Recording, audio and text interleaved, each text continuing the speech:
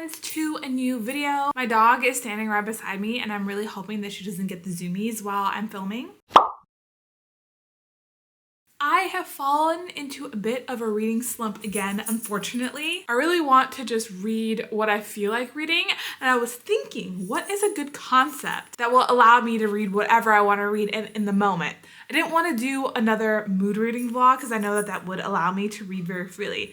So instead, I decided to challenge myself and read 7 books in 7 days. I do read very quickly, and that's due to most of my reading being done via audiobook. Also, I've never done this challenge before, and it is a highly popular challenge on YouTube. So I've laid out a tentative TBR, and I will say that my TBR is a bit challenging. It's ambitious, so I don't know if I'm actually going to be able to read 7 books in 7 days, but we're going to try and we're going to make our best attempt. So here is my tentative TBR. I'll go through these one by one. So the first book I want to read is Before the Coffee Gets Cold. This is a translated book from Japanese. I want to make a bigger effort of reading translated books. This one is a cozy time traveling book, kind of. What I'm understanding is that people at this cafe, they can go back in time to speak to a loved one, but the caveat is that the time they have to travel is very limited. So I'm really into something really cute, very cozy, and this is also super short, so I think that I will be able to read this in a day. The next book I want to read is Road to Ruin. I don't know why I'm holding up my Kindle like this is supposed to tell you what the cover of Road to Ruin looks like, but I'll have it on the screen for you. So Road to Ruin is a sci-fi fantasy dystopian thing, so just like think of like Mad Max. I know that we are following multiple characters. I think that this book is Polly, I'm not quite sure, but we're following a main character who is a courier, so she moves letters back and forth between 2 people, and I know that there's magic involved and there's like kind of like a sci-fi desert element. I don't really know much about this book. I just know that I'm picking it up because it is Riley Marie's Patreon book club pick of the month, and I would like to participate in that. I don't always participate in the book clubs, but this one actually gripped my interest, so I will be reading that. And then the next book I want to read is A Curious Beginning. This obviously, if you know my channel, is a reread for me. I love Veronica Speedwell. I'm also a part of Sarah Without an Age's Patreon, and this is her book club pick of the month, and I'm guest starring in that live show. I actually want to go back and reread all of the Veronica Speedwell books and annotate them because there's so many parts of the books that are just my favorite parts, but I don't want to go flipping through. I just want to be able to have a sticky note in there where I can just go back and reread some of my favorite parts. So I just want to make this a journey overall to annotate these books. So we obviously have to start at the very beginning. And the next book I want to read is Vicious by Victoria Schwab. This is another reread for me. I read this back in 2015, 2016, I think. And at the time when this book was released, the second book, Vengeful, hadn't come out yet. I think it was just planned as a 1-book story. Then obviously she released Vengeful, and I think this is one, because I read it such a long time ago, I need to reread it and refresh my memory before I pick up Vengeful. And then the next book I want to read is Starflight. Now this is a sci-fi runaway found family kind of story. This is quite old book. I think it came out maybe back in 2016, 2017, and I think that this is YA, and I have actually read this book before, and this is just like another reread for me. Honestly, the title of this video should just be rereading past books. I mean, like, Vicious is not a fave of mine. I do really like it. I think I maybe gave it 4-star when I read it. And then The Curious Beginning was obviously a 5-star book. And then this one, I don't remember if I gave this 4-star or 5 stars, but I do want to reread it because I realized that a sequel came out for this, which is Starfall, and I want to read this. I just remember like loving this book, but it is YA, so I don't know if I'm going to enjoy this now that I am 10 years older and my reading tastes have changed. So we will just have to see when I pick this one up. And the next book I want to read is After That Night by Karen Slaughter. I could not tell you what this book is about. I know that Karen Slaughter writes a lot of like thriller type books, and I recently read The Good Daughter by her, and I really liked that book. I gave it 4 stars. The reason why I'm putting this on my TBR is because my library haul came through for this, so just gonna read it. So this is my tentative TBR. I know that this is 6 books and the challenge is to read 7 books in 7 days. I just don't know what that 7th book will be right now, but who knows if I'm actually gonna get to all of these books because these are like full-size books. Some of them I will actually need to physically read because I don't have the audiobook of it. I think we might get started with Before the Coffee Gets Cold, and then I know I'm going to move on to Road to Ruin and A Curious Beginning because those live shows are coming up and I want to be able to participate. So I will check in with you after I finish Before the Coffee Gets Cold. Okay, I'm back to give you an update on Before the Coffee Gets Cold. I'm giving this one 5 stars. I really liked it. I thought it was super cute. So we're following all of these coffee shop workers who each have a reason to want to go back into the past to meet a family member. There are several rules surrounding this coffee shop that kind of makes it a little bit difficult for the time traveling aspect. So the first one is, if you want to go back in time to meet someone, that person that you want to meet has to have visited that coffee shop at some point. The second one is that you have to be sitting in a particular seat. And there's actually a ghost that's sitting in that seat, so you have to wait for the ghost to move so that you can then sit in the seat. The other rule is that you get one chance to time travel. So you can't say, okay, I want to go and meet my mom in the past, and then I want to come back and meet my dad in the past. Like, you can't do that. You can only use it once. And then the other rule is that you actually have to finish the coffee before it gets cold. You have to down the whole thing in order to come back into the present.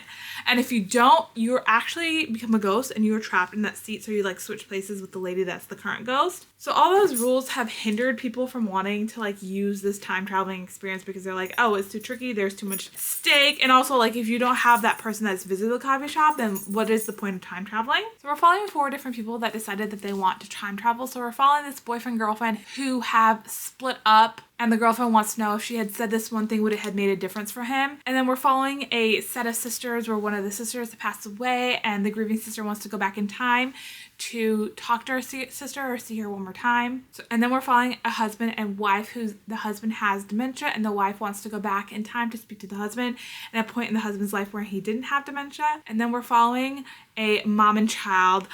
Present day, the mom is pregnant, but she knows she won't live to see her baby, so she actually wants to go into the future to meet her child. It's very emotional, it's very heavy, and everyone here who has a good reason to go back in time, they like use it. This book did give me anxiety because I'm like, you gotta drink coffee, you gotta drink it before it gets cold or else you're stuck there. But I just really like the way that this was told, and it just further validates my reasoning for wanting to read translated books because I think the person who did the translation just did a really good job because you could really tell like nothing was lost in translation. All the emotions hit, and I really like this, which is why I gave it 5 stars. I do want to continue on because I know that there are more books in this series, but I have heard that it gets kind of repetitive further on, so that kind of makes me nervous, but I will try the second book. So I'm really glad that I have read this one. And so now I think I'm going to pick up Road to Ruin. Like I mentioned before, it is a dystopian fantasy magic kind of book. I do know that it is queer, it's poly, I believe. I will find out. So why don't we go ahead and start this now? Because I read it Before the Coffee Gets Cold within 3 hours. I have a lot of time left in my day, so let's just get it started now. Maybe I'll hit one day where I'm not able to finish a book, so let's just like get ahead of the game and hopefully I will be able to read 7 books in 7 days. Okay guys, I finished Road to Ruin last night. I didn't update you last night when I finished it because I got a migraine a little bit after I finished reading the book. I've been getting actually a lot of migraines lately and that's not great for me. The headache girls out there will understand. And now that I finished the book, I can give you a little bit more about what the premise is. So we're following our main character, Jin. She is a courier, so she fetters letters back and forth between people, and she has 2 specific like clientele. One of them is Kadrian and he is a prince, and then the other one is Inarine and she is a princess. The thing about this world, it's kind of like a desert wasteland apocalyptic, and so there's not a lot of people that are willing or can travel back and forth between the different like towns or realms. The other thing about this world is that there is some like magic involved, so people who are able to use what they call mana, it's kind of like this resource, so just kind of think of it as like gas. It's a natural resource within the world. They're able to absorb mana and use it as magic, and they're called the talented. And then there are the people who cannot use mana and they are called talentless. So this world really values the talented over the talentless, and there are different realms within this world that actually, if you're born talentless, they like cast you off into world and you're kind of like on your own. So our main character, Jin, she is talented and she is a spark rider. And then going back to Kadrian, he is the prince of this one realm who, they don't cast out the talented, they keep them, and his like world or his like kingdom is a little bit more thriving than the places that cast out the talentless. And so we're following Inarine, who is a part of this realm, and she's a princess whose father is like the king, I guess you would say, and he's a very strict king. And so Jin is fettering letters back and forth between Kadrian and Inarine, and she arrives at Inarine's like palace, and Inarin's like, you gotta help me escape. I am betrothed and I do not want to marry this man. And so the man that she's marrying is Zozel. He is talented and his power is to read minds, and he's actually has two powers. I think the second one was that he's able to create like sparks, like kind of like Jin, like a spark rider. And Inarin's power is a shield caster. And then Kadrian, he has no powers. Inarin is one of the most powerful shield casters like around. And then the other thing about this world is that they have like these storms that get really powerful and they can destroy entire lands. And because Inarin is a shield caster, she's very valuable because she can cast a shield around her realm to kind of protect it. But Inarin's like, I don't want to marry this man. We have to go. We need to escape. Can you help me, Jin? So Jin's like, I will help you escape. The other thing about Jin is that she's in love with both Kadrian and Inarin. And I do think that this book is poly, but I've basically set up the premise there for you. People are just wondering why less and less people are being born talentless, and they're like, how do we solve our population crisis? What I really liked about this book is that it was very fast paced, so it just like kept going and going and going. There was not a single moment that I was bored in this book, and there was so much plot, and I found the world building to be just so unique. I don't think there's like a lot of magic, like dystopian worlds where it's kind of like the land is a wasteland, and so I really liked that this book was unique in that sense. The writing did read really young, and I do think these characters are really young. It kind of gave me YA circa 2015, 2016 vibes. And I'm not saying that as like it's a bad thing, but I just like how the story just kept going, kept punching you in the face. And I really like really fast-paced books. Like I like a book that I pick up and read where I'm not thinking about like, oh, how many pages do I have left? And this book was like, it just kept going and I was very like invested in the entire time. However, the downsides of this book is that I felt a lot of things were very convenient, like the way that things resolved and the way that like people found each other after getting separated. I just felt like happened out of pure luck. I do like the world building, but I feel like some of the world building and some of the places that they visited, it just didn't make sense. But because I had a lot of fun reading this book, I just kind of like set it aside. Unlike with the Fourth Wing, everyone out there, you already know that I'm a Fourth Wing hater, where that world building didn't make any sense and the characters pretty much sucked.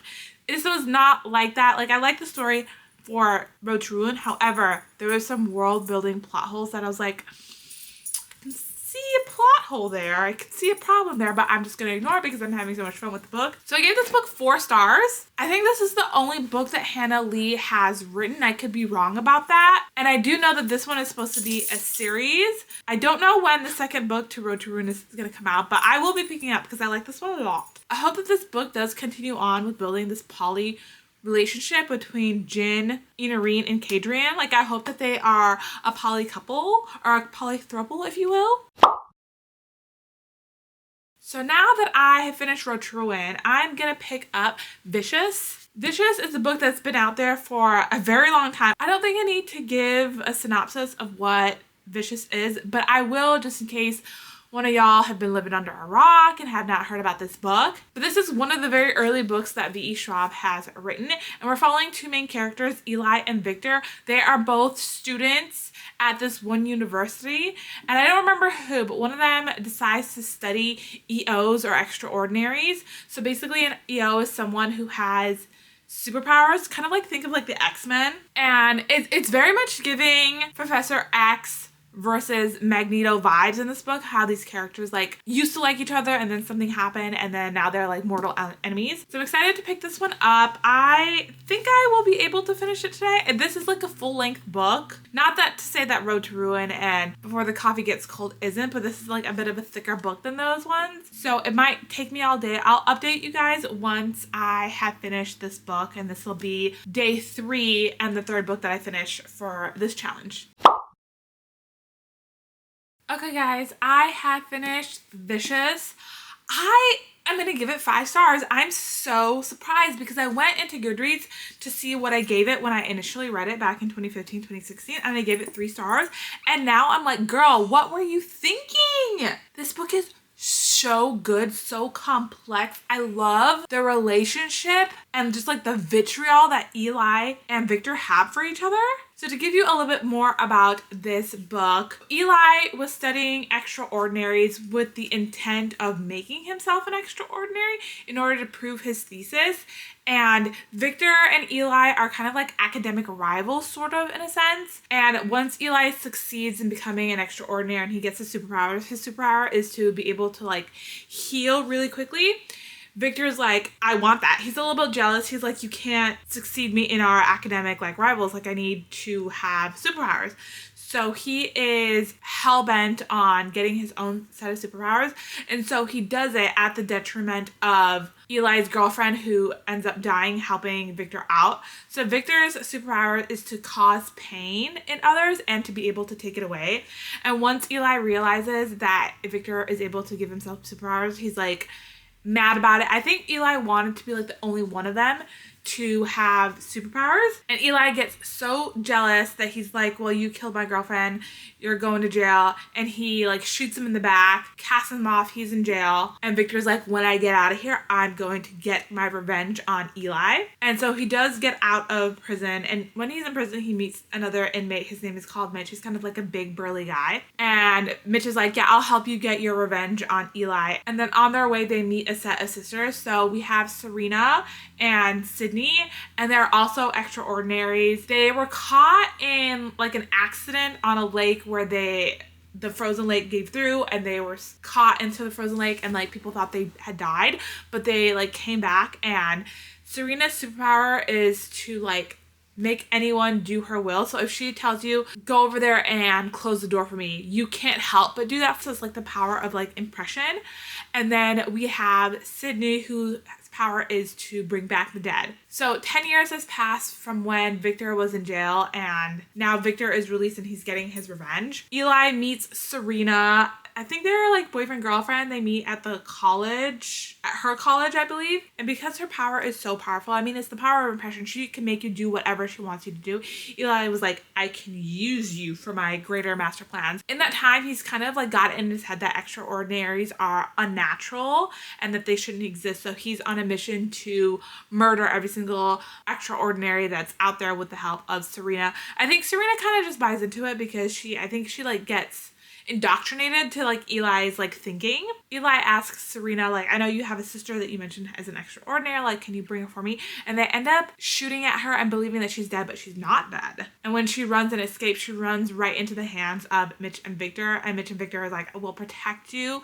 And they're the three of them, Sydney, Mitch, and Victor, are on a mission to kill Eli. Even though Eli has the power of regeneration. It's a whole thing. It's a whole thing, you guys. But I just thought that the story was so complex, just like the relationship between Eli and Victor and Serena and Sydney. There is a book 2, which is Vengeful, and the way that this ended, I think when I initially read it, I was like, oh, it's done. Like, there's not a sequel coming. And I don't think that V.E. Schwab had initially intended this to be a series or a duology. And I would have to look up when Vengeful came out and when this book came out, because I think there was a huge gap of time between the two. But I love this so much. It's just so complex. I don't know what was going on in my brain, like almost 10 years ago to have given it 3 stars, because this is the 5-star book for me. And I'm just so excited to now pick up the sequel. I'm so happy that a reread turned out well for me, because normally they don't. And I think after finishing Vicious, I want to pick up Starflight. Let me grab that for you. It's on my bed over there. So this is another book that I read back in 2015, 2016, 2017. I don't exactly remember, but I think that I gave this 4 stars. I just remember loving this and loving how like fun and goofy that this book is. It is a sci-fi novel following these 2 teenagers that don't like each other, but they go on this space adventure. It's kind of like a found family. I just remember reading this just being such a good, fun time. And because the Vicious went so well for me, I'm just like, I really hope that this is another reread that I'm gonna like, because there is a sequel. Didn't realize it until recently when I was at my used bookstore, and I was like, the artwork of that looks really familiar. Actually, let me grab it. Okay, so this is Starfall. I saw this at the bookstore and I was like, this artwork looks so familiar to me. And I looked it up there in the bookstore and I saw that it was a sequel to Starflight, and I was like, I love this book. Maybe I should get the sequel and maybe I will like it and read it. But definitely because I read it like almost a whole ass decade ago, I need to reread the first one before I pick up the second one. So I think this is what I'm going to pick up next. It's just as long as Vicious, so it might take me a few hours until the end of the day tomorrow to finish it. I'll start it tonight so I can kind of just like get ahead of it and stay ahead of this challenge, and then I'll give you an update tomorrow once I'm done with Starflight. Okay guys, I have finished Starflight. I'm losing track of the days because I'm just reading. Are we on day 4 or day 5? I'm unsure. But I have finished Starflight and I'm gonna give it 4 stars. Surprisingly, this was a really fun, silly, goofy time. So the premise of this is that we have Solara and she is a thief. She has thief tattoos on her that marks her as a criminal. And then we have Dorian, who comes from a very wealthy family, and they both just graduated high school, and he's taking his girlfriend on a trip to this place called the Obsidian Beaches. Kind of just think of it as like a beachy vacay. His dad is like a oil gas man and provides a lot of the fuel to the spaceships. And then we have Solara, who is trying to leave Earth because she's branded as a thief and she wants to go to the Outer Rim colonies where it's a little bit more like lawless there and she'll be a little bit more accepted. And she's trying to book passage on a ship, but no one will take her because they're like, girl, you're a thief, you're a criminal, we don't want you on our ship.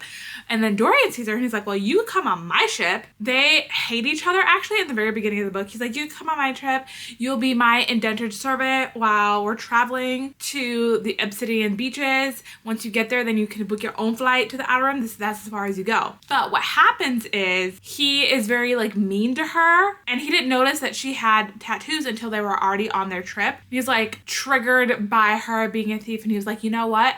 At the next outpost, I'm dropping you off. You're gonna leave and you're gonna get off my ship. She's like, you literally cannot do that. There is no way for me then to get to the outer colonies if you drop me off there. I have no money.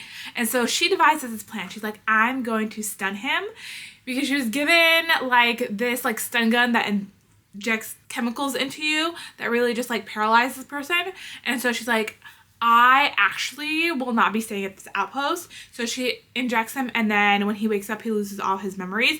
So then she pretends that she's the master and he's the slave. And she's like, dude, you will do everything for me. Let's go spend some money. Let me protect myself just in case you get your memories back. And while they're on a little shopping trip for her, she decides they're actually not going to get back on his ship, because that kind of like gives away the plot of her trying to escape the law. Like if she gets back on his ship, everyone's going to know that she's a slave. So she decides and said, let's book passage on this other spaceship over here and let's pay them to take us to the Obsidian Sands, where I will actually dump you and then continue to book passage using your money to the outer colonies. So they book passage on a pirate ship, and they didn't know it at the time. And so they become friends with this like pirate ship people. It's kind of like a found family, but along the way there are some conspiracy. Dorian is framed for a crime by his father.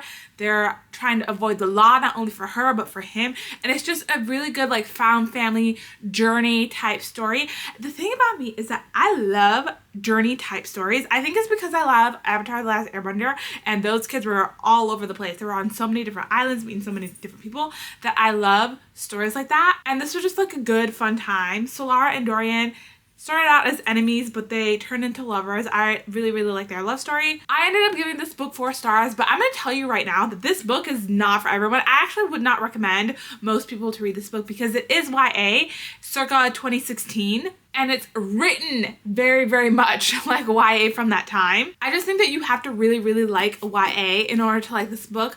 Also, I think that if you like the show Firefly, the cult classic 1-season hit wonder show, then you will like this book. It was very much giving me those type of vibes. But you have to really, really like YA, and you have to really, really like Firefly in order to like this book.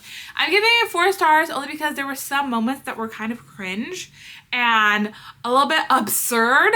Like some of the banter between Solara and Dorian just like maybe cringe a little bit inside, but I just really like the plot. I really like the story, and definitely there was enough stuff here left over and the ending that I think warrants a second book, because I think the second book is focusing on 2 different like pirate cruise ships on this same ship that they were on and their history. And I'm very interested to read that story. However, when I looked it up on Goodreads for the second book, Starfall, it was getting very low, poor reviews.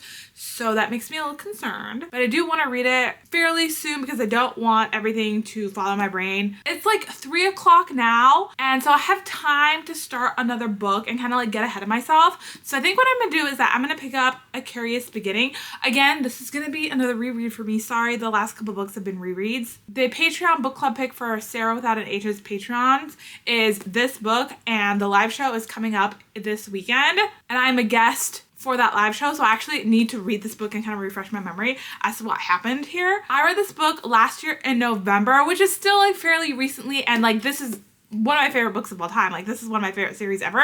It is my Roman Empire. I think about it all the time. So my reason for wanting to pick it up is because the live show is coming up and I want to annotate this book and just highlight my favorite parts and like put little sticky notes in my favorite parts.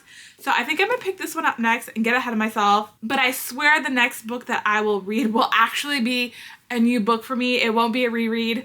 So let's just get started on this one and I will check up with you guys once I am done with her. Okay, I'm here to give you an update. Also, I will be wearing this hood during this update because my hair is very greasy. I work from home, so the motivation to shower and look nice is very low. Also, this is the Taylor Swift TTBD hoodie. Love her. I finished A Curious Beginning and it is still going to be 5 stars for me. I just love this book, and when I was reading, I annotated it. Look at all those annotations.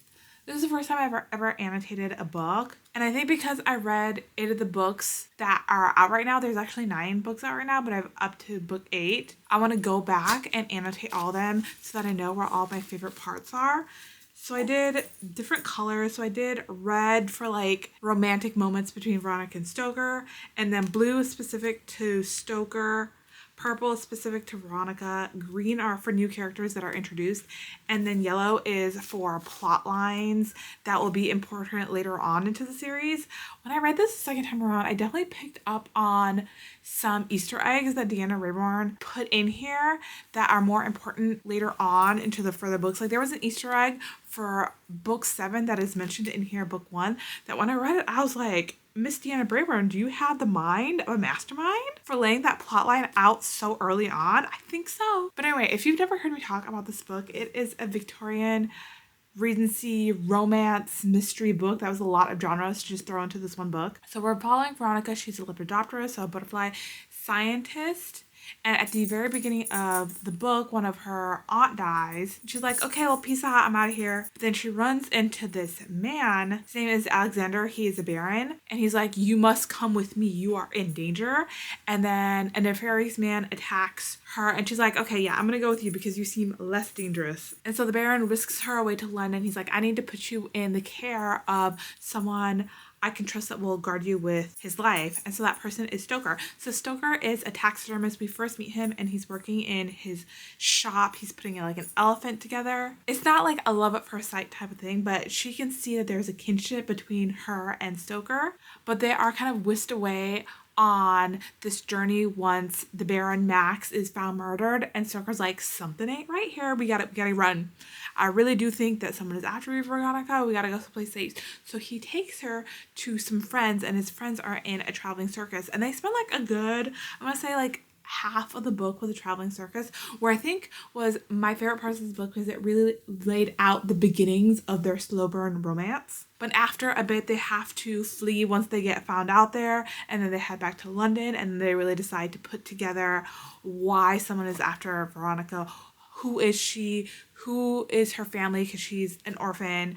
Who are her mom and dad? And they kind of like piece it together. I won't give it away because it's kind of a big thing that really does not just impact this book, but impacts the further books along in the series. But this just laid out this slow burn romance so well. I will say when I was reading this, I was like, because I'm like further along in the book, I'm like, can we hurry up with the romance? Because at the point in book 8, which I finished reading, they're fully together, they're fully in love. But this one is just like slow burn getting to where we are currently. And I just wanted to hurry it up a little bit. But I still really enjoyed this book. It's 5 stars. And I love that I annotated this whole thing with all these stickies. So the next book I was going to start is After That Night by Clarence Slaughter that I have here. And when I went to Goodreads to add it as my currently reading book, I saw that this was the 11th book in a series. And so we will not be starting this book because it's the 11th book. I'm not going to just pick up after there's been so much story developed. So we will not be reading this. So instead, for our 6th book that we're going to pick up for this challenge, I think I'm going to pick up Vengeful by V.E. Schwab. Also because I just read it for this challenge, I'm like, let's pick this up right away because I normally don't pick up sequels that fast, but I'm like, I need to pick up a book. And this is currently available at my library. Well, the audiobook is, so that's what I'm going to listen to and kind of follow along while I read this. So I think we're gonna go with this because I have Vicious so freshly in my brain. It makes sense to pick this up. And then our 7th book, I don't know what that will be. I truly don't. I think I'm gonna have to take a look at my bookshelves to figure out what we can read. I'm honestly kind of getting tired of reading at this point, so I might cheat a little bit and maybe read a graphic novel. Maybe. Please don't hate me if I end up doing that. But let's get started with this and I will check up once I am done.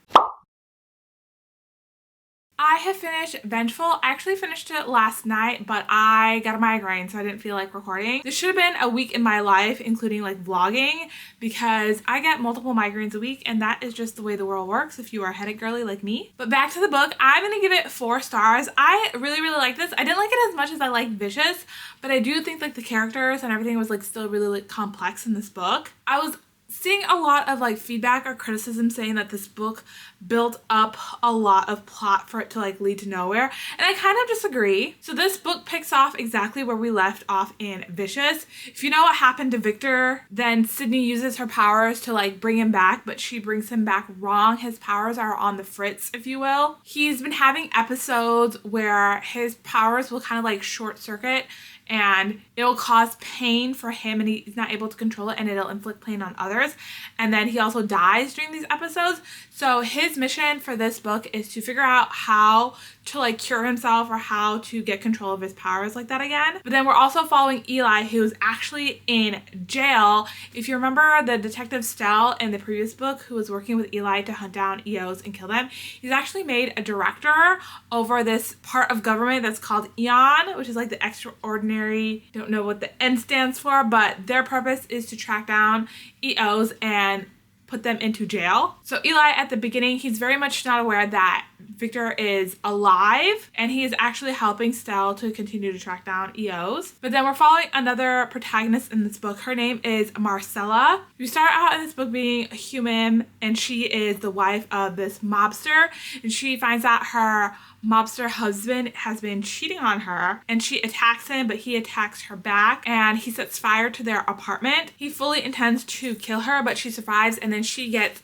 powers because she survives, and her power is to like cause ruin. So she can touch a person and that person will disintegrate, they'll turn into ash, so she can kill like very, very easily, and that makes her very dangerous. And now that she has extraordinary powers, her mission is to become the leader of all of the mob groups and even be able to have influence in the government. And then we're following another character. Her name is June. Her powers is the ability to shapeshift. So think of Mystique from the X-Men, but June's powers work a little bit different. She can only shapeshift into people who are not EOs, and if she gets injured while she shapeshifts into somebody else, that injury is then transferred to the person whose body she shapeshift into. And so Eli, Mitch, and Victor are all still like together, but they're like on this mission to figure out what's going on with his powers.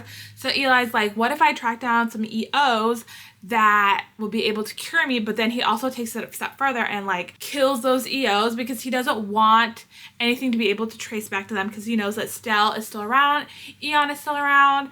And Sydney's like, how does it make you any better than Eli if you're like killing all these EOs? And he's like, I pick us 3 over any EO any day. And she's like, yeah, I kind of agree. Sydney in this book admittedly does not have a lot to do like she did in the previous book. So I guess that's one of my gripes with this book, but I still like found it to be very interesting, and I really like the character development here. I did have a problem with like the ending, but not for the reason everybody else did. I think that the ending was really good, but I did have to go back and listen to like the last hour and a half of the audiobook like multiple times because I could not figure out who's dead, who's alive, what is their status, because there's supposed to be a 3rd book which is called Victorious, and I think that book has been announced like 5 years ago and it's been given a title, but it's never been given a release date. So I would like to know, V.E. Schwab, what is going on, because I really want to read the 3rd book. I am like obsessed with the series now. I really hope that she gets on it.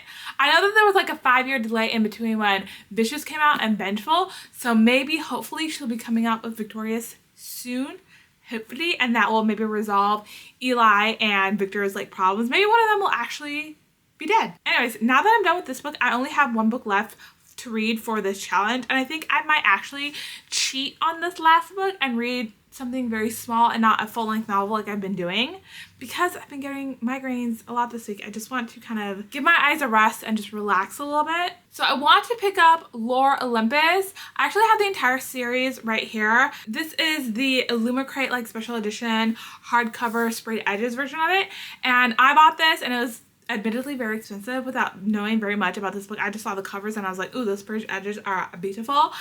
But now that I'm planning to read this, I did read the little blurb on Goodreads, and it does say that this is a Greek modern retelling graphic novel about Persephone and Hades. And I don't think I've ever read any kind of like modern day Persephone's and Hades like retelling, so I'm excited to pick this one up. It's gonna go by super, super fast because, as you can see, this is a graphic novel, so it'll probably like to take me like an hour, and then I'll be back here to give you my final wrap up. Okay friends, I'm here to give you my final wrap up on Lore Olympus. I think I'm gonna end up giving this 4 stars.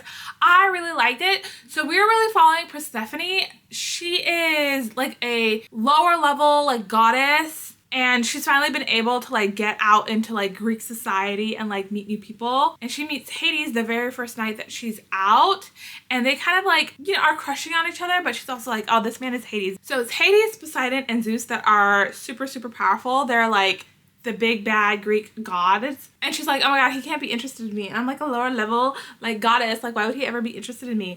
But he is, and they kind of like develop a little crush on each other. So this entire book is kind of like them realizing that, okay, maybe there's something there. And it's not until the very end are they like, I think that the feelings are mutual. I think that we both have feelings for each other. There was an R scene in this book, and there is a trigger warning like at the very beginning to let you know that there's an R scene in this book. So if you don't want to read it, or that's going to be triggering for you, I don't recommend you reading this. I'll probably be picking up the rest in the series like in quick order because I thought this was very fun. This is very cute, and like the cover of this is so beautiful, and those sprayed edges. And also I really, really liked the artwork in this book. So 4 stars. I like the story. I feel like there's a lot more to go. And I think the 7th volume just came out, so I'm excited to read that very soon.